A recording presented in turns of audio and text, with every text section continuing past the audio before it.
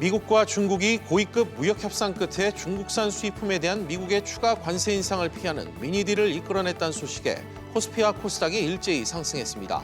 그렇지만 이번 고위급 무역 협상이 제한적 합의에 그쳤다며 무역 분쟁에 대한 불안감을 해소해주지 못했다는 평가도 나옵니다. 인터넷은행 카카오뱅크가 국제결제은행 기준 자기자본 비율이 최근 10%대로 떨어져 은행 건전성 지표에 빨간불이 켜졌습니다. 대주주 변경을 위한 지분 정리 작업이 지지부진하면서 증자를 통한 자본금 확충이 어려워졌고 대출 수요마저 빠르게 늘어나는 등 BIS 비율을 끌어올리기 쉽지 않다는 분석입니다. 대한항공이 직원들의 자기개발과 재충전 등을 적극 지원할 수 있도록 3개월 단기 희망휴직 제도를 시행합니다. 회사 측은 직원들을 위한 복지 차원의 단기 휴직제라고 밝혔지만 업계 안팎에선 실적 악화에 따른 불가피한 조치란 관측도 나오고 있습니다. 국토교통부가 남양주 왕숙과 하남 교산, 인천 계양 등 5곳을 공공주택지구로 지정하면서 3기 신도시 건설 사업이 사실상 본궤도에 올랐습니다. 하지만 이에 따른 땅 주인들과 인근 지역 주민들의 반발도 커지면서 정부의 주택 공급 일정에 차질이 생길 거란 우려도 제기되고 있습니다. 이상 오늘의 헤드라인이었습니다.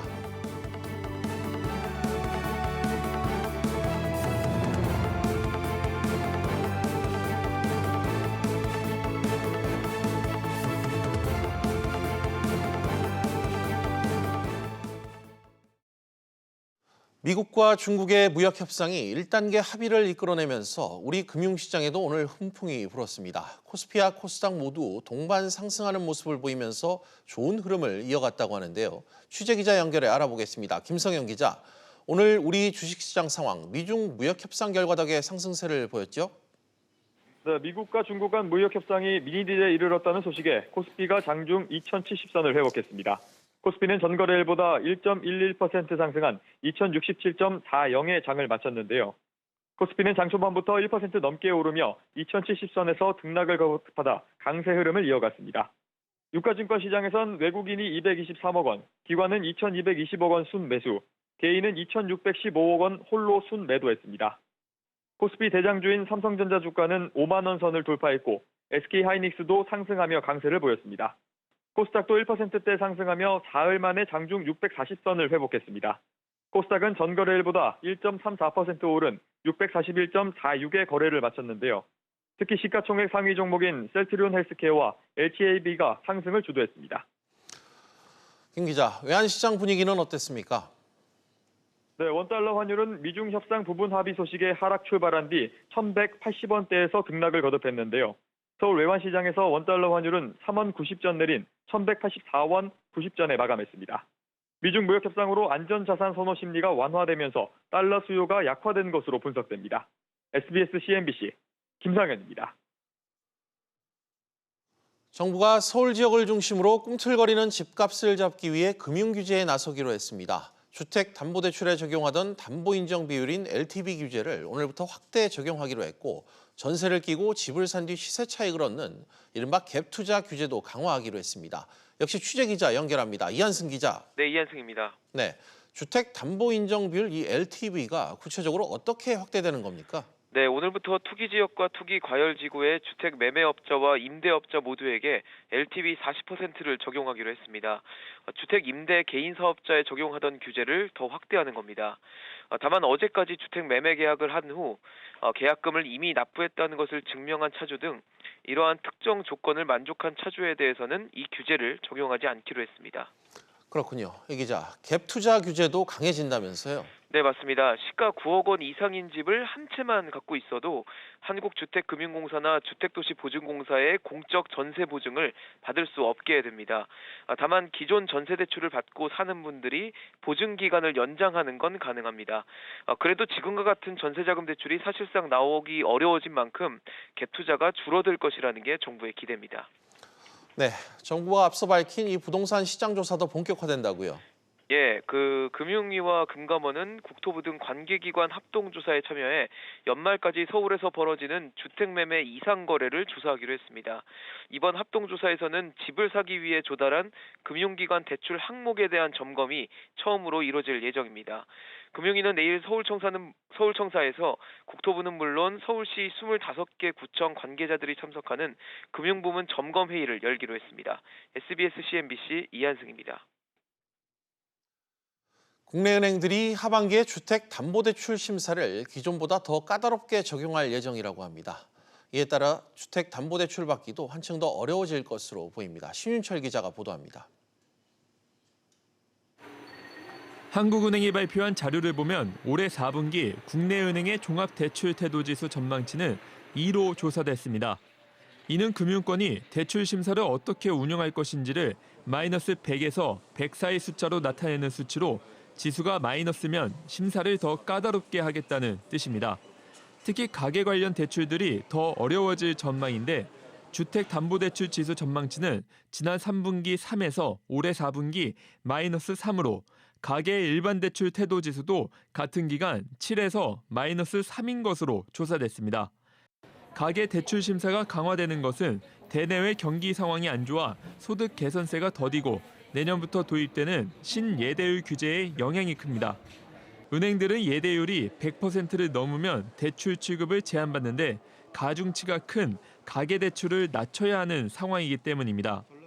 이 금융권의 대출 태도 지수도 대체적으로 마이너스 2자릿수를 기록해 대출받기가 더 힘들어질 전망입니다.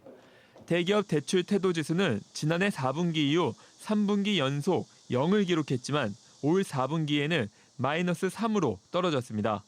하지만 중소기업은 우량 중소법인 확보 경쟁이 치열해지면서 대출 태도지수 전망치가 7로 올라 대기업과 중소기업 간 희비가 엇갈렸습니다. SBS CNBC 신윤철입니다. 대한항공이 단기 휴직 희망제를 실시하기로 했습니다. 일부에선 이 항공업계에도 구조조정 바람이 부는 게 아니냐는 관측이 나오고 있는데요. 취재기자 연결해 이 내용 들어보겠습니다. 이한나 기자. 네, 이한나입니다. 네, 대한항공이 단기 희망휴직제를 실시한다고요? 네, 대한항공이 3개월 단기 희망휴직 제도를 실시한다고 오늘 밝혔습니다. 한 번 연장이 가능해 최대 6개월 휴직이 가능합니다. 대상은 근속 만 2년 이상의 직원입니다. 운항승무원, 해외주재원 등은 대상에서 제외됩니다. 대한항공은 과거 IMF 외환위기 시절 의무적으로 2주간 단기 휴직을 실시한 적은 있습니다만 희망휴직 때는 창사 이래 처음입니다. 이 기자, 갑자기 이 제도를 실시하는 이유는 뭡니까? 네, 대한항공은 표면적으로는 단기간의 휴직이 필요한 직원들의 요구 때문이라고 밝혔습니다. 하지만 최근 항공업계의 불황이 반영된 것으로 보입니다. 항공업계는 10년 만에 처음으로 역성장 중인데요. 지난달 기준 대한항공과 아시아나항공의 여객수는 지난해 같은 기간보다 각각 1.0%, 2.6% 감소했고 저비용 항공사의 경우 4.9%가 감소했습니다. 대한항공의 지난 2분기 1,015억 영업 손실을 기록하며 적자 전환한 상태입니다. 일본을 중심으로 한 여행객 감소, 유가와 환율 불안 등이 겹치면서 하반기 실적도 부진이 예상됩니다. 이런 찬바람이 다른 항공사로 좀 번질 가능성도 있을까요? 네, 아시아나가 올 초 무급 휴직에 들어갔고 이어서 희망퇴직을 받았는데요. 때문에 대한항공도 단기 휴직에 이어 희망퇴직을 받는 것이 아니냐는 관측이 나오고 있습니다. 저비용 항공사들 중에 일부는 이미 비상경영 체제에 들어갔습니다. 따라서 대한항공의 무급 휴직이 항공업계 전반으로 확산될 가능성도 있어 보입니다. SBS CNBC 이한나입니다. 에너지 저장 장치 ESS 화재 사건이 최근 끊이지 않고 있습니다. 뚜렷한 원인도 못 찾고 있는 가운데 업계가 위기감을 느끼고 고강도 안전 대책을 오늘 내놨습니다. 자세한 소식 역시 취재기자 연결해 들어보겠습니다. 안지혜 기자. 네, 안지혜입니다. 네, 오전에 삼성 SDI가 긴급 기자간담회를 열고 대책을 내놨다고요? 맞습니다. 삼성 SDI는 우선 ESS 화재의 주된 원인으로 외부의 고전류 또 고전압이 지목된 만큼 이를 차단할 수 있도록 배터리와 ESS 시설물에 3중으로 안전장치를 구축하겠다고 밝혔습니다. 또 충격감지 센서를 적용하고 화재 확산을 차단하기 위한 특수 소화 시스템을 도입한다는 내용도 발표했습니다. 안 기자, LG화학 역시 입장을 내놨다고요? 맞습니다. LG화학도 화재 방지를 위한 신제품 출시 계획을 밝혔습니다. 덧붙여서 화재 원인을 밝히기 위한 정밀 실험을 연말까지 진행하고 또 필요한 조치를 실시할 계획인데요. 다만 명확한 원인 규명이 되지 않더라도 배터리 교체를 포함한 적극적인 대안을 마련하겠다고 설명을 했습니다. LG화학의 이런 언급을 두고는 향후 리콜 가능성까지 열어둔 게 아니냐 이런 관측이 나오고 있습니다. 네, 이렇게 제조사들이 잇따라 발표를 내놓는 건 아무래도 생태계가 무너질까 이런 우려 때문이라고요. 네, 그렇게 볼 수 있습니다. 앞서 민간합동 ESS 화재조사위원회는 배터리를 화재의 직접 원인으로 지목하지는 않았습니다. 하지만 삼성 SDI는 오늘 발표를 통해서 ESS 화재로 인한 국민 불안을 해소하고 또 건전한 생태계 발전을 위한 조치라고 오늘 대책의 배경을 설명했습니다. 종합해보면 계속되는 화재에 이렇게 가다가는 차세대 먹거리인 ESS 산업 자체가 어려워질 수 있다. 이런 위기감이 반영된 것으로 풀이됩니다. SBS CNBC 안지혜입니다.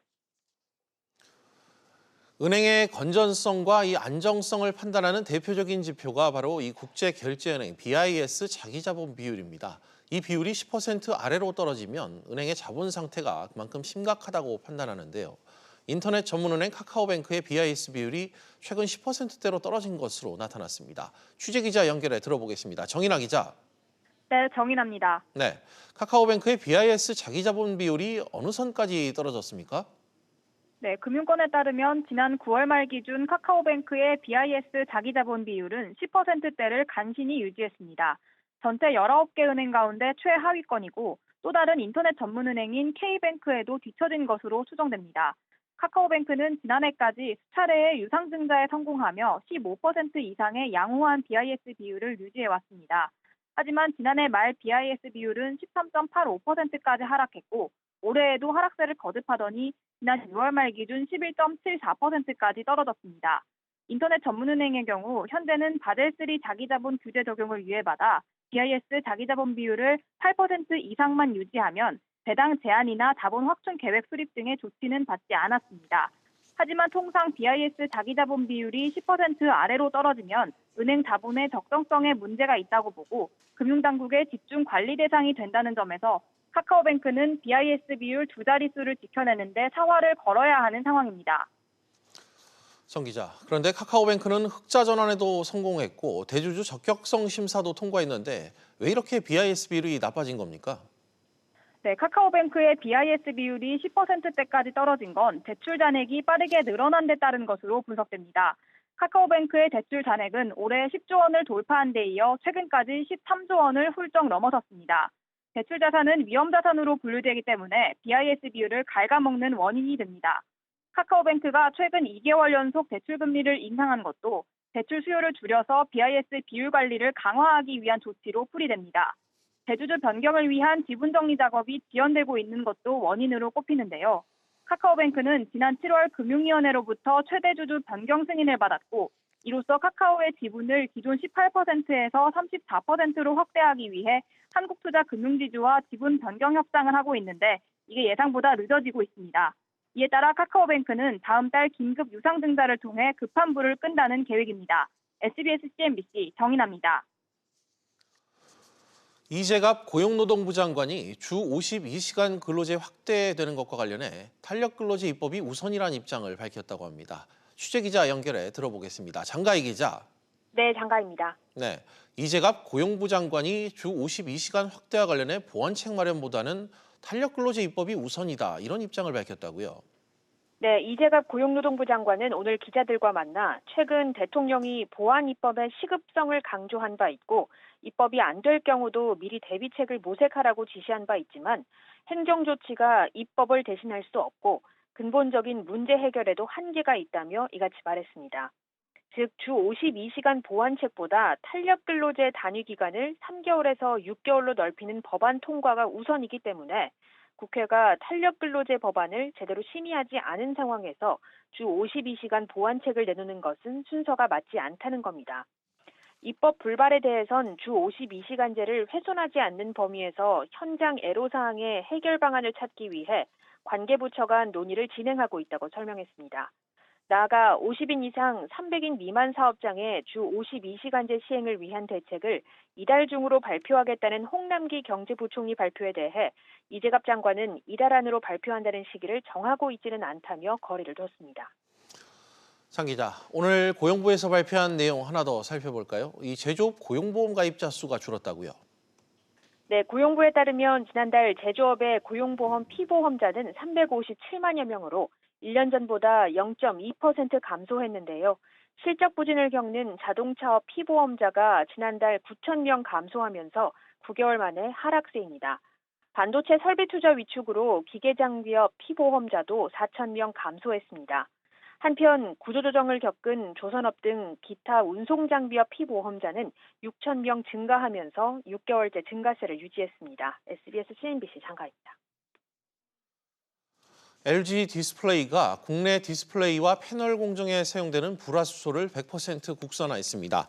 이는 지난달 초 국산 불화수소를 생산에 투입하기 시작한 지 한 달여 만입니다. 이동걸 산업은행 회장이 대우건설 매각 재추진에 대해 2년 정도를 거쳐 시기가 좋아지면 기업 가치를 높여 판매하겠다고 밝혔습니다. 이 회장은 국회 정무위 국정감사에서 대우건설이 한번 매각에 실패했을 때 잠재적 매수자를 다 접촉한 상황이었기 때문에 재매각을 단기간에는 성사할 수 없다며 이같이 밝혔습니다. 국내에서도 액상형 전자담배 흡연으로 인한 폐질환 의심 사례가 처음으로 보고됐습니다. 질병관리본부는 국내 한 의료기관에서 관련 가능성이 있는 사례가 접수됐다며 전자담배와의 연관성을 조사하고 있다고 밝혔습니다. 해당 환자는 관련형 담배를 피워오다 최근 6개월 이내에 액상형 전자담배를 이용하기 시작했으며 기침과 호흡곤란 등 폐질환 증세를 호소했지만 최근 상태가 호전돼 퇴원했습니다. 오비맥주가 오는 21일부터 카스맥주 출고가를 평균 4.7% 인하합니다. 오비맥주는 내년 종량세 시행을 앞두고 국산 맥주 소비 진작을 위해 카스맥주 출고가를 인하한다고 밝혔습니다. 이에 따라 대표 제품인 카스 병맥주의 경우 500ml 기준 출고가가 현행 1,203원에서 1,147원으로 낮아집니다. 대기업 계열사간 내부 거래 규모가 200조 원에 육박하는 것으로 나타났습니다. 공정거래위원회는 자산 5조 원 이상 기업 집단 59곳, 1,800여 개 계열사의 내부 거래 금액이 198조 6천억 원으로 전체 거래액의 12.2%를 차지했다고 밝혔습니다. 이는 1년 전보다 7조 원 이상, 비중으로는 0.3%포인트 증가한 수치입니다. 특히 규제를 피한 사각지대 회사의 내부 거래 비중은 같은 기간 0.7%포인트, 2조 9천억 원 증가했습니다.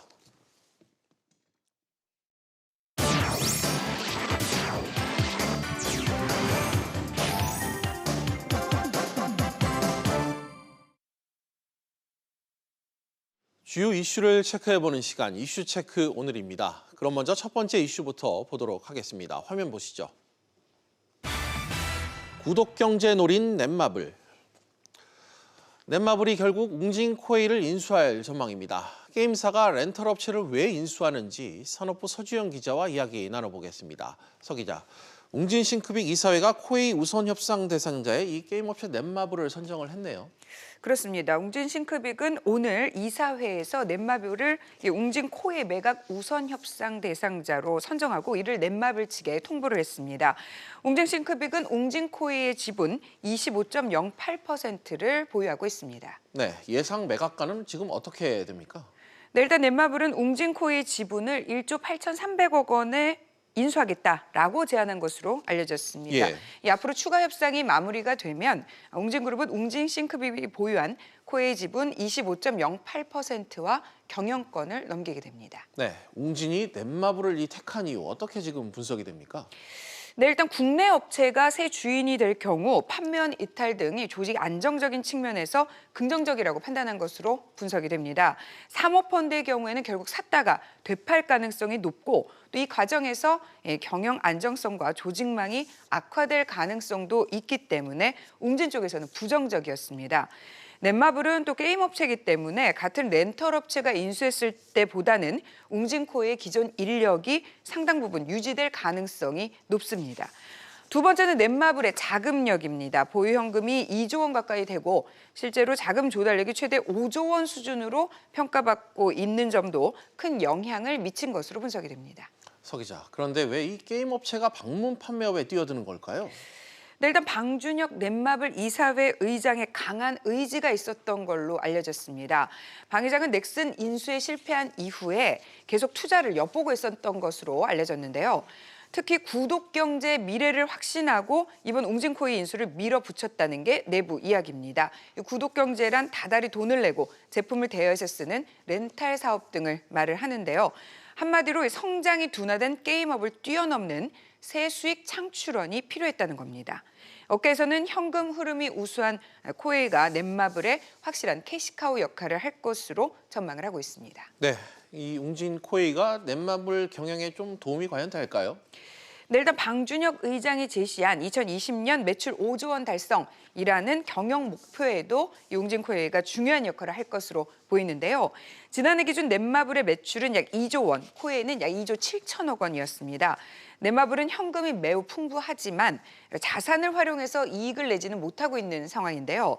렌털업 자체가 기본적으로 현금이 많이 도는 데다가 웅진코웨이는 지난해 5천억 원 이상의 흑자를 본 상태입니다. 네, 서 기자, 넷마블의 이 웅진 코웨이 인수 업계에선 좀 어떻게 보고 있습니까?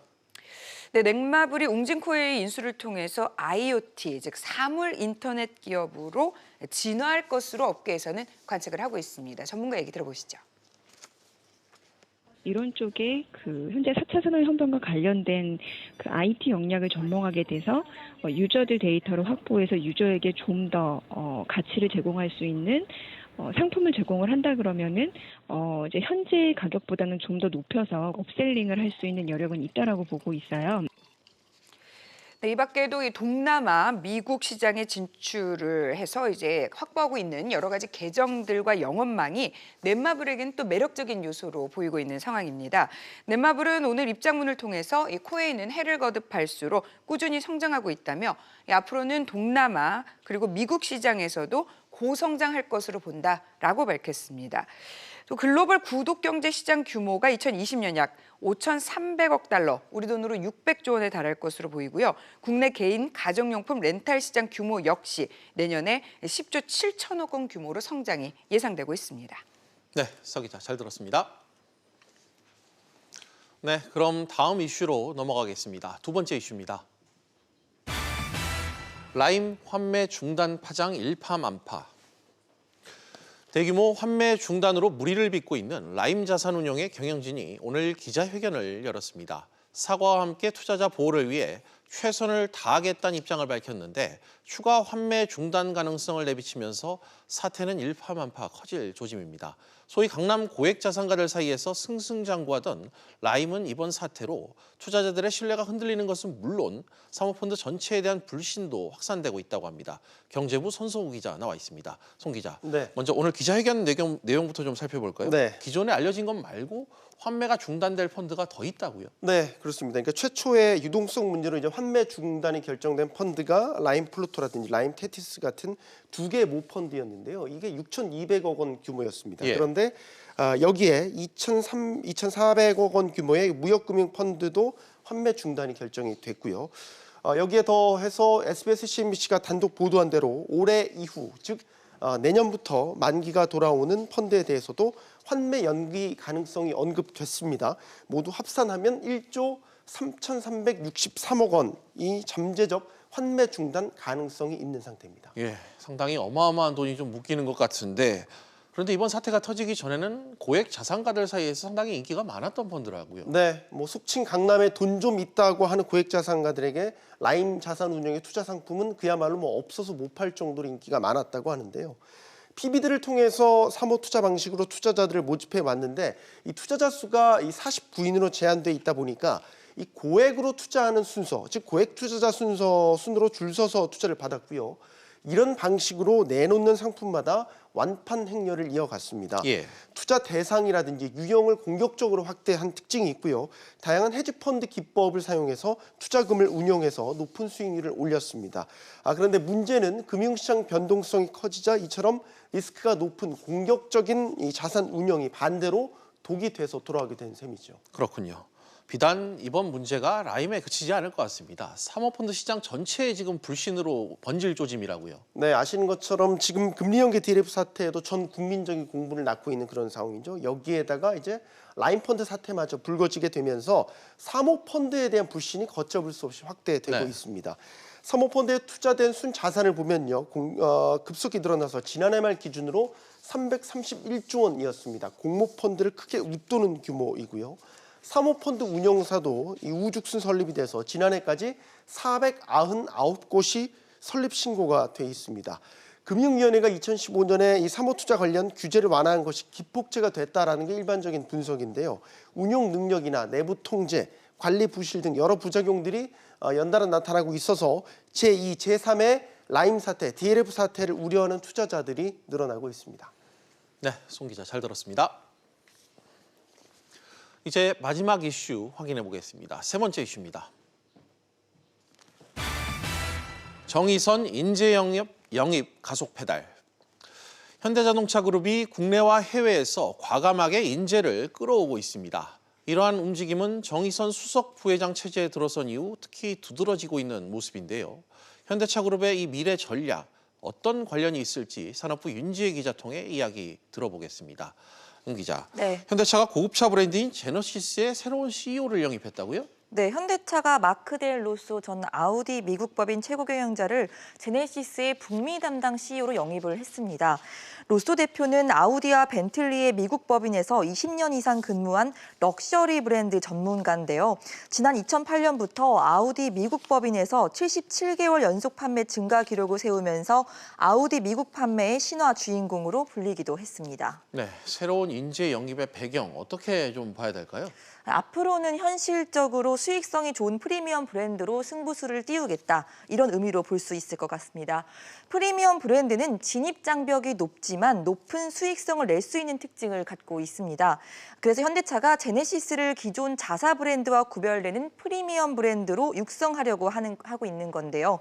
실제 지난해 어닝 쇼크를 겪었던 현대차가 이른바 V자 반등에 성공한 것도 이러한 전략 차종의 선전이 주요했다는 평가입니다. 네. 판매 단가가 높은 신형 SUV와 제네시스 등 프리미엄 브랜드 판매 비중이 늘자 오히려 판매 대수가 감소했음에도 불구하고 영업이익과 순이익 등 수익성 지표가 크게 좋아진 건데요.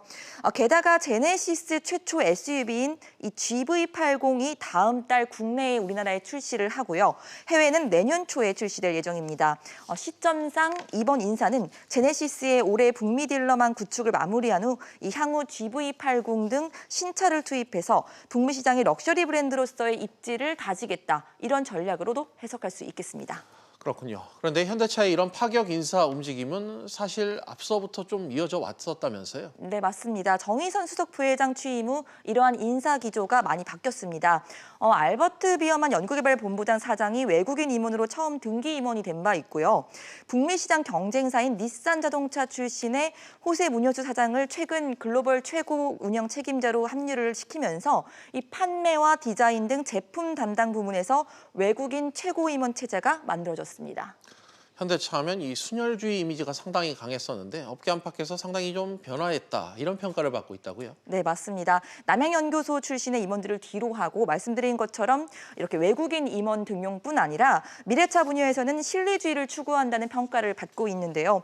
최근 비행자동차죠. 이 플라잉카라고 불리는 이런 비행자동차 개발의 속도를 내기 위해서 항공우주국 나사 출신의 신지연 박사를 이 사업부의 부사장으로 영입을 하기도 했습니다. 이 같은 인사 정책 기조는 한마디로 미래차 시대에 살아남으려면 과거의 성장 방식에서 벗어나서 조직 쇄신과 함께 혁신을 강조하는 정의선 부회장의 미래 전략을 함께 엿볼 수 있다, 이렇게 해석할 수 있겠습니다. 네, 윤 기자 잘 들었습니다. 퀴즈플러스 계속해서 오후 토론으로 이어가겠습니다. 오후 토론은 시청자 여러분들도 유료 문자 100원으로 의견 보내주시면 실시간 토론에 참여하실 수 있습니다. 샵 3698번으로 많은 참여 부탁드리겠습니다.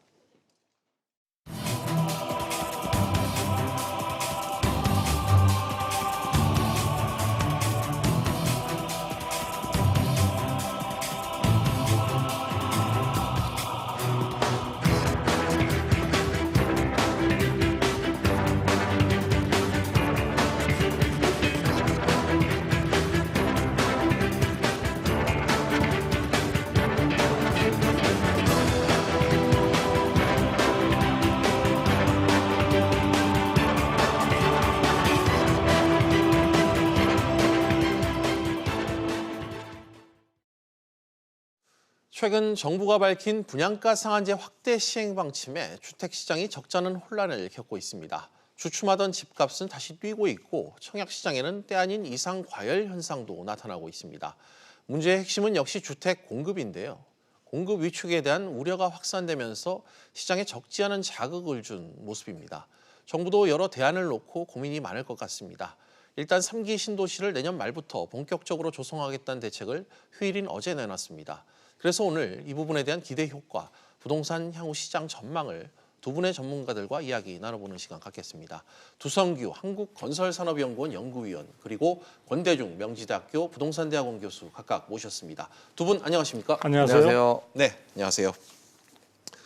먼저 두 박사님께 여쭙도록 하겠습니다. 사실 이 대부분의 사람들이 평생 모은 돈으로 집을 장만하게 되잖아요. 네. 그래서 집값이 오르고 또 내리는 거에 민감한 편이긴 한데 요즘은 유독 심한 것 같습니다. 어느 때보다 집값을 예측하기 좀 어려워서일까요? 요즘 부동산 시장 어떻게 바라보고 계십니까? 네, 우리가 부동산 시장을 이야기할 때 예전에 참 많이 썼던 단어가 양극화라고 이야기를 하고 있는데요. 마치 지금 서울을 중심으로 부동산 시장을 이야기하다 보니까 굉장히 국내 부동산 시장 자체가 모두가 다 가치가 증가한 것처럼 그렇게 착시 효과를 보여주고 있는데요. 사실은 그렇지는 않고 서울과 인접 신도시 몇 군데, 특히 과천 같은 데에는 사실은 놀라울 정도의 상승률을 보여주고 있습니다. 이런 부분들이 결과적으로 본다면은 국내 주택 시장 내에 있어서의 공급 부족에 대한 우려감들이 점차 확산되면서 전국적으로 많은 분들이 또 자금을 가지신 분들도 서울로 좀 집중되고 있는 것이 아닌가, 이런 부분들로 인해서 서울의 어떤 주택 가격 자체가 이전보다는 높은 가치 평가를 받고 있고, 그 부분에 대해서 주택을 가지지 못한 분들의 또 마음 자체가 초조해지는 그런 부분들이 혼합되어 있는 그런 양상인 것 같습니다. 사실은 이런 부분들이 전체 주택 시장의 장기적인 측면에서 보면 바람직하다고 볼 수는 없고요. 그렇지만 정부가 충분히 시장에서 공급 부족에 대한 시그널들이 많이 나왔음에도 불구하고 그것을 무시하고 일방적인 방향으로 사실은 일방통행식의 어떤 정책을 지속하는 데 따른 하나의 결과가 아닌가, 이런 생각이 듭니다. 예, 최근 부동산 시장을 바라보는 이 복잡한 혼란스러운 모습을 좀 정리를 해서 한 말씀해 주셨습니다. 일각에선 이번 정부 들어서 발표된 이 정책들이 집값을 더 자극했다, 이런 평가도 나오고 있습니다. 공 교수님, 제가 방금 말씀드렸던 이 말에 대해 좀 어떤 입장이신가요? 우선 정부가 부동산 시장 자체를 충분히 이해하지 못한 것 같습니다. 네. 가격이 오르는 원인은 공급이 부족하거나 수요가 많은 건데 이제까지 가격을 규제해 왔거든요. 지금도 역시 마찬가지로 그런 정책을 내놨는데요. 그러다 보니까 이제 부동산 가격이 오히려 또 왜곡 현상으로 가격이 올라가고 있거든요. 네. 정부가 시장을 좀 바로 읽고 공급이 부족한 지역은 공급을 늘리고 또 수요가 많은 지역은 수요를 분산하는 정책을 좀 썼으면 좋겠습니다. 알겠습니다. 그러면서 가격이 왜곡되면 규제해야 되겠죠. 네. 당장 멀리 볼 것도 없이 이 최근 발표된 이 민간 택지 분양가 상한제가 딱 이 부분에 부합하는 것 같습니다. 두 박사님, 정부가 이 카드를 꺼낸 배경엔 어찌되었건 그 집값 과열을 막고자 했다, 이런 의미를 둘 수 있을 것 같은데, 그런데 정부의 이 예상과는 다르게 집값이 오히려 더 뛰고 있어요. 그렇죠. 이런 부분에서 저도 누누이 지적을 했습니다만 분양가 상한제의 효과 부분에 대해서는 사실 전문가들 사이에서도 의견이 분분했을 뿐만 아니라 예전의 전례를 보더라도 성공했다고 단정할 수 있는 사례를 확인하기는 어렵습니다. 그런 측면에서 분양가 상한제는 시행 전부터 많은 의구심들을 불러일으켰는데요. 아니나 다를까 국내 시장에 있어서도 이 제도 자체가 본격적인 시행을 앞두고 오히려 주택 시장의 가격 자체가 더 상승하는 그런 모습을 보여줬죠. 그 부분은 아무래도 분양가 상한제를 하게 되면 사업성이 떨어지고 그것으로 인해서 사업자들이 공급을 줄일 수밖에 없을 것이라는 그런 시장의 공감대가 일어났던 것 같고요. 그런 부분으로 해서 정부도 처음에는 그런 부분들을 부정하다가 사실은 최근에 와서 어떤 이제 관리처분 인가 단지를 중심으로 해서 6개월 정도 유예 기한을 주는 식으로 이제 시장의 반응을 마치 반영하는 것처럼 했지만 결과적으로 그것이 시장에 주는 효과는 그다지 기대에 못 미치고 있다는 평가들이 많습니다. 그런 측면에서 본다면 결과적으로 시장에서 필요로 하고 있는 공급 부분이 충분히 되고 있지 못하다는 그런 상태에서 3기 신도시에 대한 사업 자체를 추진을 들고 나왔는데요. 정부가 가지고 있는 가장 유력한 카드라고 볼 수 있고 여기에 대한 정부의 기대감은 크겠지만 실제 이 부분도 현재 지금 상태에서 보더라도 이미 출발점에서 조금 늦어지고 있는 그런 측면들이 있고 또 실속 부분에서 이것이 과연 제대로 제 모습대로 굴러갈 수 있겠느냐에 대한 시장의 의구심은 여전히 많은 상태라고 볼 수 있습니다. 집값을 자극한 이 분양가 상한제의 실효성 논란이 계속해서 불거지는 것 같습니다. 시장의 이 불안 심리가 커질 때쯤 분양가 상한제 적용을 6개월간 유예하겠다는 추가 조치가 얼마 전에 나오긴 했었습니다. 홍 교수님. 네. 그런데 다소 늦은 감이 없지 않다 이런 평가도 나오고 있어요. 그렇죠. 이제 국토교통부가 지난 8월 6일부터 이걸 발표했는데요. 과연 이제 재건축 재개발 사업 그 관리 처분 단계가 분양인지 등가 교환 방식이 교환 방식인지를 구분해야 됩니다. 예. 우선 그 관리 처분 인가를 받았다는 얘기는 그 인허가 청에서 인가를 해준 거 아닙니까? 그러면 종전 주택을 내놓고 동호소 추첨을 해서 예를 들어 10억짜리 집을 갖고 있던 사람이 11억짜리를 분양받게 되면 1억을 내게 되죠. 추가 부담이 나오고 네. 만약에 9억짜리를 받으면 1억을 돌려받게 돼 있습니다. 그 기준에 일반 분양분 몇 개 되지 않지만 이거를 이미 예측하고 한 건데 예. 정부가 만약에 여기까지 적용해서 다시 분양가 상한제를 적용한다 그러면 관리 처분 단계가 등가 교환 방식이냐 분양이라는 논란이 있을 수 있어요. 그래서 이것 때문에 6개월 연장한 것 같은데 처음부터 연장했어야 됩니다. 그런데 이게 너무 늦어서 예. 이게 내년 4월까지 연기해놨는데 이것이 이제 시장에 주는 혼란이 또 역시 정부에 대해서 신뢰를 잃어버리게 되는 일관성이 없다는 그런 믿음을 잃어버린 것 같아요. 알겠습니다. 대표적인 뭐 재건축 단지 사례를 들어서 네. 정부의 정책 실패를 뭐 조심스럽게 좀 진단을 해주신 것 같은데 연구원님 네. 시장 분위기를 좀 더 좀 자세히 봐야 할 게 그간 집값이 오름세를 보여도 거래가 폭발적으로 늘지 않았다. 거래가 같이 늘지 않았다. 이 네, 부분일 네. 것 같습니다. 그런데 지금은 이 관망세를 유지하던 매수 희망자들이 점차 움직이면서 거래 건수가 서서히 좀 늘어나는 분위기가 지금 감지되고 있단 말이죠. 네, 이 부분을 좀 어떻게 보세요? 그렇죠. 그런 셈이라고 볼 수 있는데요. 그동안에는 정부가 규제를 갖다 굉장히 강화하고 있었기 때문에 그리고 또 세제 부분에 대한 특히 강화 자체가 거래 자체를 힘들게 만드는 그런 요인으로 작용을 했습니다. 뭐 장벽이 되었다 이렇게 예. 이야기할 수도 있는데요.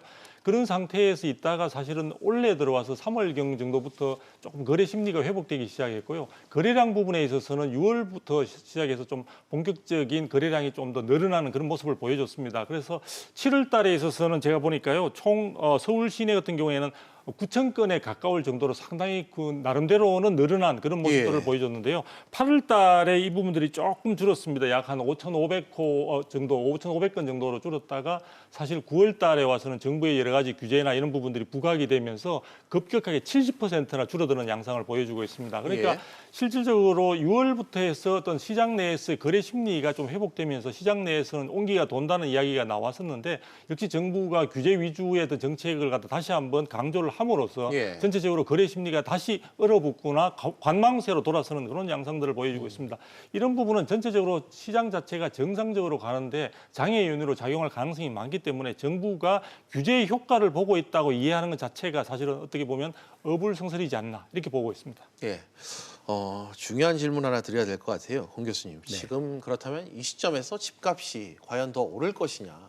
매수자 입장에서 상당히 좀 불안하잖아요. 네. 이 부분 좀만 어떻게 좀 하고 계십니까? 제 개인적인 생각에서는 가격이 오를 가능성이 높습니다.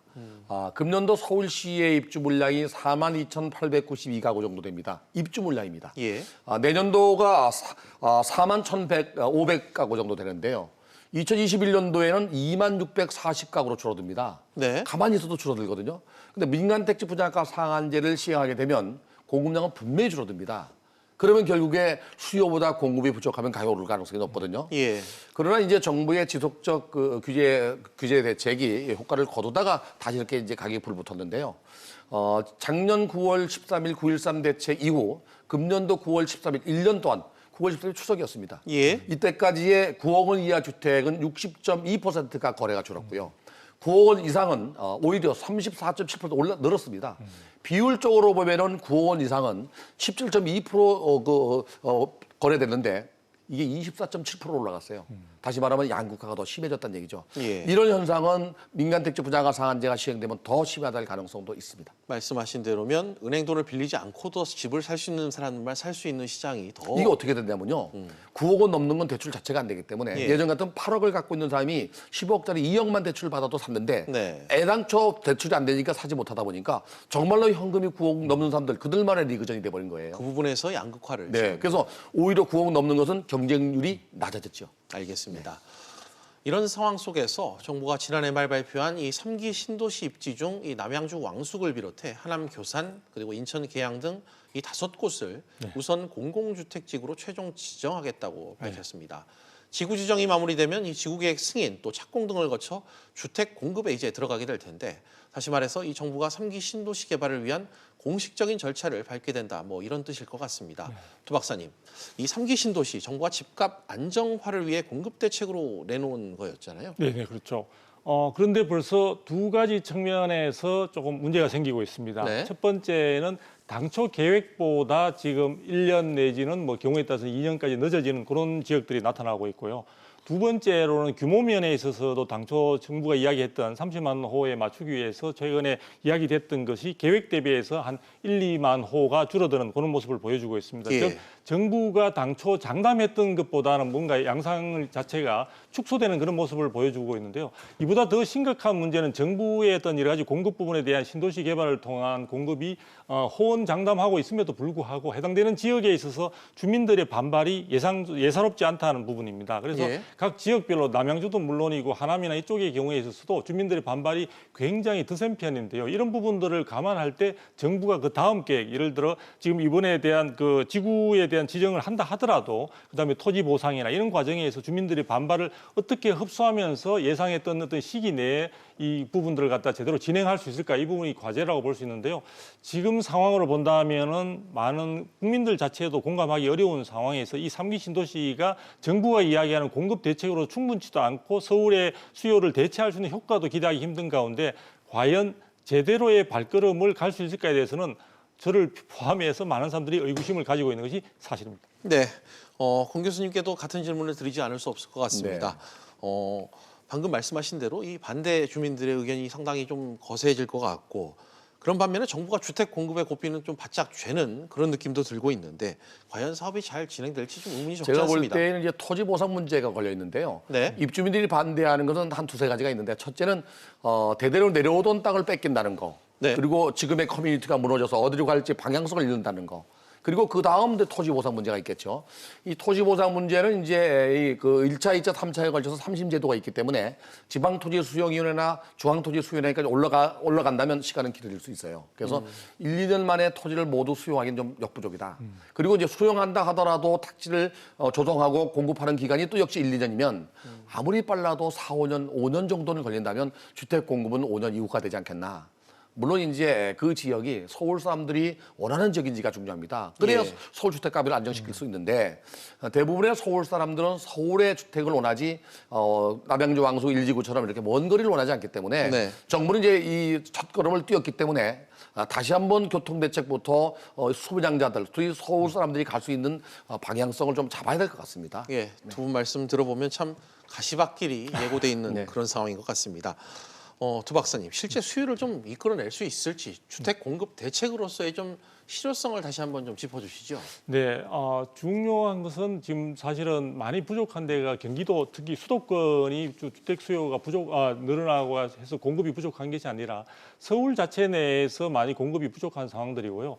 또 정부는 지금 여러 가지 연간에 있어서 수요와 공급의 수치를 가지고 이야기를 하고 있지만 지금 서울 같은 경우에 있어서는 지방에서도 많은 사람들이 몰려들고 있습니다. 그런 부분들을 우리가 표현하자면 잠재 수요까지 이야기할 수 있는데요. 앞으로 나중에 10년 뒤에 주택을 마련하려고 했던 분들조차 요즘 불안하니까 좀 미리 당겨서 가능하다면 대출을 받아서 하려고 하는 그런 사람들까지 모여들고 있습니다. 예. 이런 가운데 사실은 대출 벽은 많이 이제 막혀 있고 이러다 보니까 불안 심리는 더욱더 가중되고 있는데요. 이런 부분에서 정부가 충분히 서울을 대체할 수 있는 공간이라고 하면서 3기 신도시를 내놓았지만 이 부분들에 대한 좀 전에 말씀드린 대로 여러 가지 난관이 적지 않은 상황들입니다. 그리고 서울 같은 경우에도 자체적으로 공급 물량을 충분히 쏟아내겠다고 지금 발표는 하고 있지만 예. 그런 부분들도 실질적으로 서울에 있어서의 그 공급 부족에 얼마만한 충분한 그 보완 장치로서의 효과를 가질지에 대해서는 또 많은 사람들이 의구심을 가지고 있습니다. 이런 점들을 감안한다면은 정부도 나름대로는 이런 부분들이 효과적이지 못하다라고 생각을 하고 있는 것 같습니다. 그래서 뭐 단속반, 합동 단속반을 갖다가 가동한다든지 해서 예. 어떻게 보면은 사실은 시장에 있어서 얼음장을 놓으면서 심리를 갖다가 위축시켜서 시장 자체를 고사시키는 쪽, 그것이 마치 겉으로 보기에는 고요하고 안정적인 것 같지만 시장 자체가 사실 병들어가는 모습인데 그런 부분을 가지고 정부가 정책에 효과가 있는 것처럼 호도하려는 그런 것이 있지 않냐라는 좀 저도 너무 앞서가는 것이 되겠습니다만 그런 부분에 대한 걱정도 있기 때문에 예. 정부가 제대로 저는 정확한 시장에 있어서의 시그널, 시장에서 요구하는 부분들을 다시 한번 정부가 차분하게 좀 짚어내는 그런 부분의 어떤 발걸음부터 시작하는 것이 3기 신도시든 아니면 서울의 공급 부족에 대한 우려감도 해소할 수 있는 가장 첩경이 아닐까 생각이 듭니다. 알겠습니다. 사실 이 정책이라는 게 내용만큼이나 적절한 시점이 참 중요하다는 판단이 드는 요즘입니다. 수요와 공급이 영향을 받기 때문이고 집값 향방 역시 달라지기 때문일 텐데요. 이런 측면에서 좀 어떻게 시장을 봐야 될지 상당히 좀 궁금한데 교수님, 권 교수님. 자칫 좀 시장 혼란을 가중시키지 않을까 이런 우려가 좀 많이 드는데 어떻게 평가하세요? 3기 신도시 공급 때문에 시장 혼란을 가중하지는 않을 거라고 봅니다. 네. 그 이유 중에 이제 첫 번째가 서울에 원하는 사람과 수도권을 원하는 사람은 전혀 별개로 돼 있고요. 예. 특히 이제 3기 신도시가 개발돼서 분양되면 문제점이 뭐냐면 공공택지 특별법으로 분양하기 때문에 50% 이상이 임대주택입니다. 과연 수도권까지 나가서 임대주택을 살 수가 얼마나 있겠느냐. 그 지역은 주택이 없는데 이게 좀 문제가 되는데요. 이 3기 신도시가 서울의 집값 환경에는 뭐 미미하나마 어느 정도 영향을 주겠지만 근본적 대책이 될 수는 없다는 생각이 들어요. 알겠습니다. 두 박사님 마지막으로 뭐 두 분께 이 질문을 좀 드리지 않을 수 없을 것 같은데 부동산 정책 방향 좀 어떻게 좀 끌고 나가야 될지 이 부분 한 말씀 끝으로 부탁드릴게요. 네, 정부가 부동산 정책에 대해서 그동안 사실 성과를 거둔 정부가 별로 없었다고 볼 수 있습니다. 그런 점에서 보면은 정부가 너무 조바심을 내지 않았으면 합니다. 일정한 임기 동안에 시장에 있어서 획기적인 어떤 방안을 통해서 시장을 안정적으로 갈 수 있는 장기적으로 안정적인 모습을 띠겠다 하는 부분은 쉽지 않은 과제이고요. 오히려 그것보다는 저는 이 정부가 국민들의 어떤 주거 생활과 관련해서 주택 시장과 관련된 안정을 위한 주춧돌을 놓는다는 심정으로 사실 여러 가지 정책이나 대책 부분을 다시 한번 되돌아보는 계기로 좀 삼았으면 합니다. 그래서 지금까지도 많은 대책들이 10차례 이상 지금 나왔기 때문에 그런 내용들을 다시 한번 점검해보는 그런 발걸음이 지금 어느 때보다 필요한 시점이 아닌가 생각이 듭니다. 알겠습니다. 끝으로 권 교수님도 한 말씀 부탁드립니다. 부동산 정책은 참 어렵습니다. 지역마다 시장이 다르기 때문에 불안전한 시장인데요. 정부가 이 규제 정책만 내놓을 것이 아니라 편중되는 한쪽 정책보다는 공급과 수요를 맞출 수 있는 정책, 공급이 필요한 데는 공급을 늘리고 또 수요도 분산하고 그러면서 시장 가격이 왜곡될 때 규제하는 그런 정책을 좀 내놨으면 좋겠습니다. 그러면서 중장기 대책이 필요합니다. 알겠습니다. 오늘 두 분 말씀 여기까지 듣도록 하겠습니다. 두 분 오늘 나와주셔서 고맙습니다. 감사합니다.